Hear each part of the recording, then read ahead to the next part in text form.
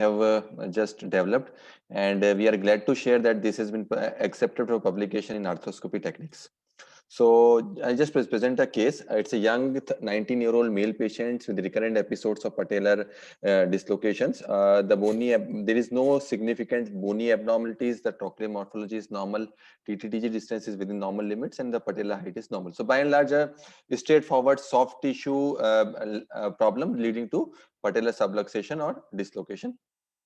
So if you see on this, so you can see that there is a patellar subluxation on the lateral side, and we did a procedure which is an MPFC advancement procedure. This is called as mediopatelofemoral complex advancement procedure, and you can see that there is a good stability which we can achieve.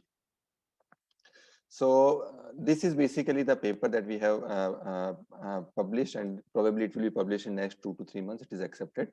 So it is basically it believes it arises on the concept that patellofemoral early or low grade patellar instability or low grade patellar dislocations are basically due to soft tissue problems.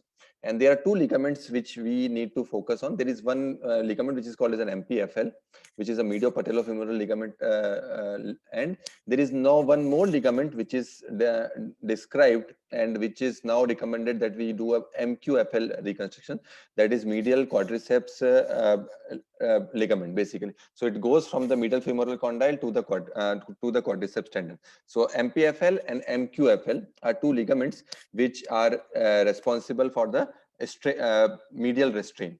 Now, this procedure is, as compared to an MPFL reconstruction, is more biological, more isometric. It can be done in an open physis patient, and it is devoid of the problems of MPFL reconstruction, typically the patella fractures and the over-constraining of the medial patellofemoral cartilage. So what we do is we put an incision on the medial side. We release the first layer, the retinacular layer, and without violating the deeper capsuloligamentous layer. So we dissect it in two layers. The outer layer is erased, and we identify the inner layer. So once the outer layer is identified, we release the inner layer, the capsuloligamentous layer from the patella, and then we just will identify and outline whole of the capsuloligamentous layer. And this capsuloligamentous layer goes from the lower part of the patella to about 1 to 2 centimeters to the quadriceps. So it involves the parts of both MPFL as well as the MQFL. Now we insert two suture anchors on the patella, and then we will pass the sutures from the suture anchors into the capsuloligamentous layer, and this is basically for the advancement. After that, we shuttle the suture limbs, and then we repair the sutures. So there are two double loaded sutures. So in all we have 8 suture limbs. So 4 knots are tied on the capsuloligamentous layer, and this is basically advancement. And then we make it double row by incorporating it onto the patellar periosteum. So once we do that, we will realize that there is a very strong medial restraint which has been built up, and without any over constraining, because this is the body's own graft, so there is no chances of over tensioning, and there are no chances of anisometry here. This is the final picture, and then we close the musculoretinacular layer in the usual fashion. So this is a small video that we have prepared.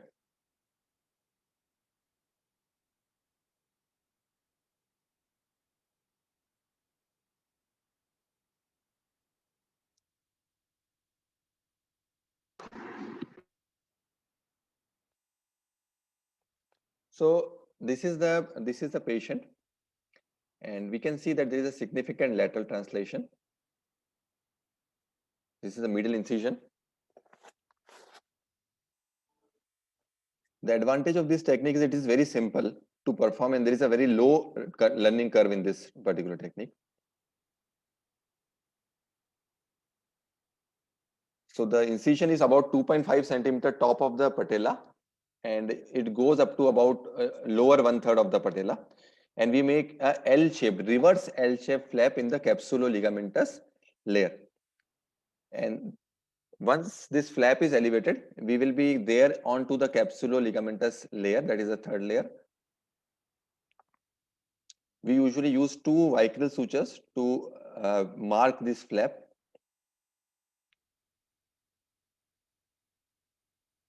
Now this dissection is to be from distal to proximal, not from proximal to distal, because these two layers are adhered in the proximal part. So start your dissection distally and go proximally. We use two Vicryl sutures to retract this flap.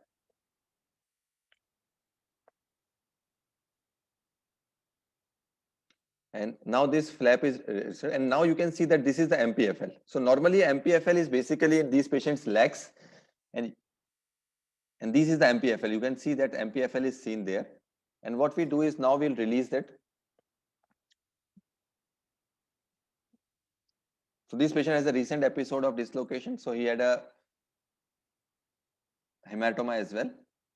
And then we resect this layer about 2.5 centimeters top of the patella to 1/3 of the inferior part of the patella. And this is the capsuloligamentous layer. It includes MPFL and MQFL both.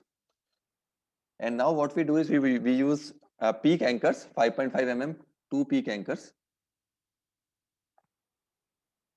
And we use inserter here.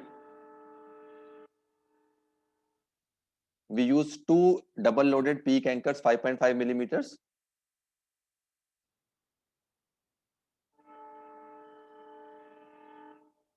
And then this layer, this is the capsuloligamentous layer. This layer is sequentially advanced. So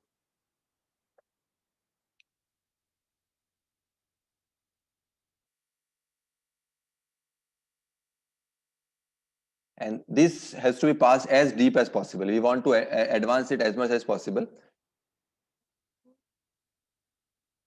And this is usually around 2 to 2.5 centimeters deep. The bites of that is 2 to 2.5 centimeters deep.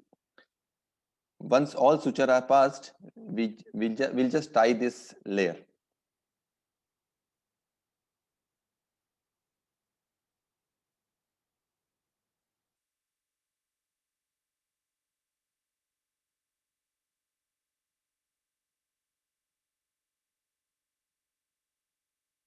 So all these four sutures are now tied, and now we will do a double row kind of a repair by including this in periosteum of the patella.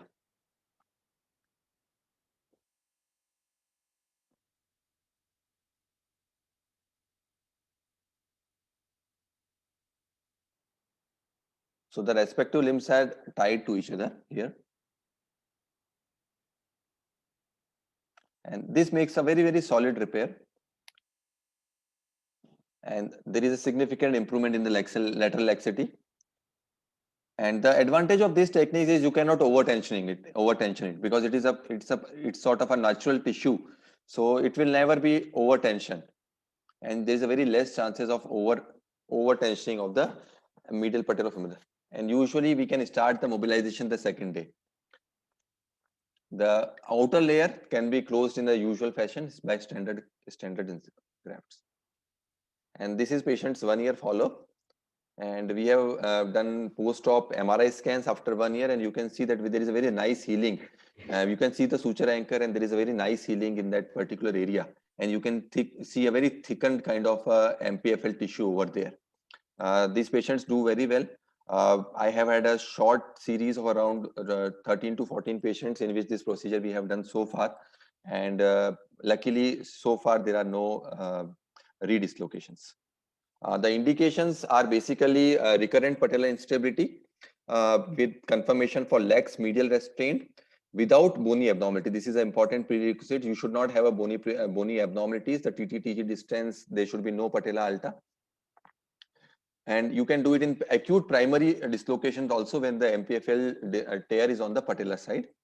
The prerequisites, as I told you, is trochlear dysplasia grade A, TTTG distance less than 20, patellar Caton Deschamps index less than 1.2, normal Q angle, normal hip anteversion, and no rotational deformities.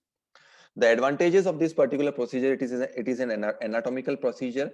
There is no or minimal chances of overtensioning. There is no need of donor graft, no chances of patella fracture. It is a simple procedure and can be reproducible even in patients with open physis. Early range of motion can be started. It is easily reproducible. Many of our surgeons who come to us, I see it once and they can do it on their own. No requirement of intraoperative fluoroscopy. There are some shortcomings. It is usually contraindicated in cases of generalized ligamentous laxity, and in acute primary patellar dislocation with femoral sided injury, it is not useful. Important things is you need to do a careful scrutiny of MRI section, specifically in acute dislocations. Important operative trip is you have to preserve the capsular ligamentous layer while incising the musculo-retinacular layer. You have to do a two-step dissection. You separate the musculo-retinacular layer from the capsular ligament layer with a careful dissection. Go from distal to proximal. You tag the superficial flap. Use double-loaded suture anchors. And then you tie the suture limbs distal to proximal. There are some pitfalls. The separation of musculoretinacular layer can be difficult. This is the most difficult step in this procedure, and specifically proximally, because they are very closely adhered. So the key is to start distally and go proximally sequentially. Occasionally there can be a MPFL which is very flimsy or severely attenuated, and in that scenario you may have to do a MPFL reconstruction. And usually I do not attempt to advance the superficial layer, because then that can lead to anisometry. And nowadays we are combining it with the other procedures also. So if there are bony abnormalities, we do like a Fulkerson or TT tibial tuberosity osteotomy, and we combine this with MPFC advancement on the soft tissue femoral side as compared to a traditional MPFL reconstruction. It's a new approach. By this, many cases of MPFL reconstruction can be avoided. It is more isometric, very low learning curve, and easy to reproduce. And this is a small algorithm that I usually do. If there is a type A, type C trochlea, low Caton Deschamps index, less than 20 mm TTTG, I do a soft tissue procedure. Above that, you can do a tibial tubercle osteotomy.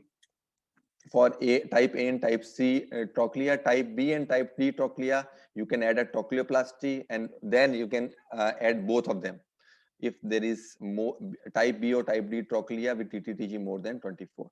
And if there is a significant patella alta, you can add a distalization. I'll just finish it up here because we are getting late, and now the talk is open for any questions. I am sure it is a new concept, so there must be a lot of questions. Any comment from the faculty members? Prathamesh, yes, very nice technique. The very first thing, it may seem very basic, but I'd like to know the key differences between this particular technique and the medial imbrication that was classically described, the medial reeking. So the most important thing is the medial imbrication will not separate the two layers of MPFC and retinacular. That was basically, I think, the fallacy of medial imbrication. So the initial Campbell techniques in which we used to do a lateral release medial plication, what they used to do is they will cut the medial side in one layer, and they will try to double breast the whole layer one by one. So what that does is that creates a sort of an anisometry, because here, if you see, what we have done is the concept here is basically I have taken it from the ankle part. If you see that Brostrom procedures in which we do an advancement are more successful as compared to a tenodesis procedure in which we use a peroneus.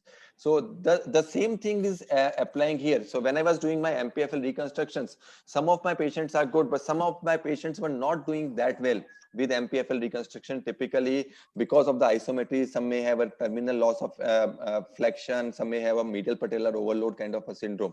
So this was the main thing that I started this. And the other thing is that MPFL is basically a capsular thickening. It is not a ligament. And usually most of these cases in which there is a patellar dislocation, the MPFL usually will heal.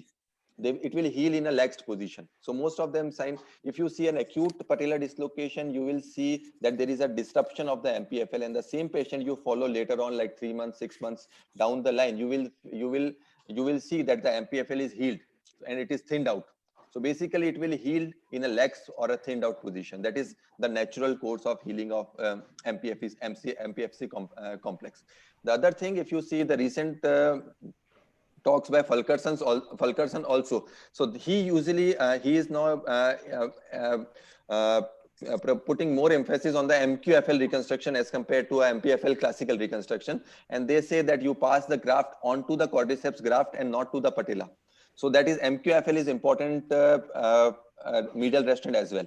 So by this technique, we are including both the MPFL as well as the MQFL and doing the advancement of both of these structural ligaments.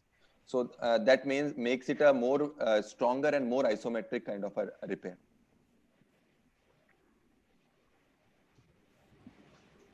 Any more comments, Dr. Vivek? I think it's quite nice, seems very logical, but what I have failed to understand in this whole thing is, see, this should work only, according to me, only in the cases where there is a kind of patella side tear of MPFL, which happens in the kids. Because if you also said that your indication is recurrent dislocation of patella, okay? This patient of yours was 19 years. In large majority of the patient who are adults, 19, 20, 25, whatever, if they get the tear of MPFL is from femoral side. Now, if there's a femoral side tear, imbricating the medial end of the patella, how it is going to benefit? Number one, acute, I can still understand some fibrosis, but in chronic, how will it help? I mean, especially in an adult, if you're talking of an adult, in kids, I can understand, because kids, most of the time, the tear is from patella side. Okay, it's not from the femur side. So when you imbricate, it's going to, give you very robust repair. Sir, in all of these cases, if you see your healing patterns, so this MPFL is a tissue which usually heals. That is what our philosophy is. So even if there is a femoral sided avulsion or femoral sided injury of the MPFC, it will usually heal, because if you see your follow-up MRIs, if the patient who is conservatively treated and you're not operated, you will not see that deficiency of the MPFL on the femoral side in your follow-up scans. So if you serially follow up your MRI scans, like you say on day 1, 2 months, 4 months, 6 months, you will see that there is a femoral sided MPFL avulsion in, let's say, in acute injury, like initial 15 days or a month. And if you serially follow them up, you will see a nice kind of a MPFL sheath, which is formed in a natural healing course. So in its natural healing, it usually tends to heal in a lax kind of a over lengthened course. This is similar to what I understand or what I presume, like in an ankle. So if you have a recurrent ankle sprains, if you just do your dissections, you will have a lax ATFL. You will never see an ATFL which is torn. Very true. Like if you are doing a brostrom, you will not see a ATFL which is torn. You cannot identify that this is a tear in ATFL. It's basically a lax capsule. So similar concept we have applied in this particular.